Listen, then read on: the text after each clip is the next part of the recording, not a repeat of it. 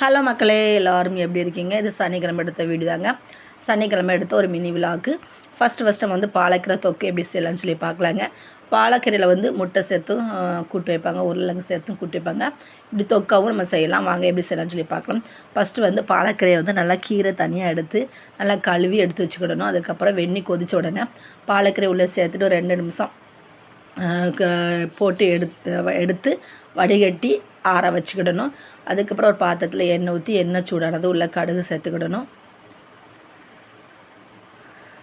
கடுகு பொரிஞ்சதும் கொஞ்சம் ஜீரகம் சேர்த்துக்கிடணும். ஜீரகம் பொரிஞ்சதுக்கப்புறம் வெங்காயம் சேர்த்துக்கிடணும். வெங்காயம் சேர்த்துட்டு நல்லா எண்ணெயிலே வதக்கணும்.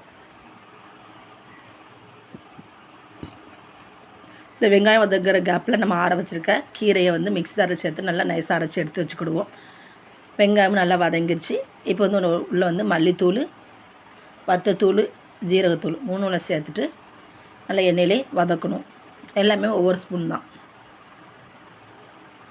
சேர்த்துட்டு நல்லா எண்ணெயில் 2 நிமிஷம் வதக்குனா போதும்.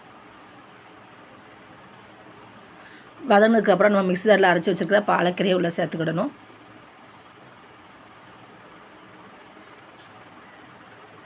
சேர்த்துட்டு ஒரு 5 நிமிஷம் நல்லா வதக்கணும்.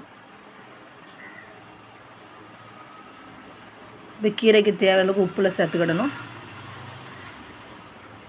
ஸோ வெந்துட்டுருக்கட்டும். இப்போ நான் என்னெல்லாம் செஞ்சுருக்கேன்னு சொல்லி பார்த்தலாம். ஃபஸ்ட்டு வந்து 2வது சாதம் போட்டிருக்கேன். இதை நான் காலையில் எனக்கு வந்து களி கிண்டி வச்சுருக்கிறேன் சாப்பிட்றதுக்கு. காலையில் கிண்ண களி காலையிலே வந்து சுரைக்காய் சாம்பாரும் வச்சுட்டேன்.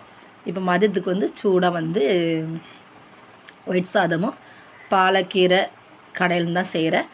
இப்போது எல்லாம் வதங்கினதுக்கப்புறம் கொஞ்சம் புளி தண்ணி உள்ள சேர்த்துட்டு நல்லா மிக்ஸ் பண்ணி விட்டுட்டு ஒரு 2 நிமிஷம் வேக விட்டு இறக்காச்சுன்னா சூப்பரான பாலக்கீரை தொக்கு ரெடி ஆச்சுங்க. நீங்கள் கண்டிப்பாக ட்ரை பண்ணி பாருங்கள். அந்த டேஸ்ட்டு வந்து செமையாக இருந்துச்சு. ஸோ நான் வந்து லஞ்சுக்கு வந்து காலையில் செஞ்ச களியும் சுரைக்காய் குழம்பும் கீரை வச்சு சூப்பராக சாப்பிட போகிறேங்க. இந்த வீடியோ பிடிச்சா லைக் பண்ணுங்கள், கமெண்ட் பண்ணுங்கள்.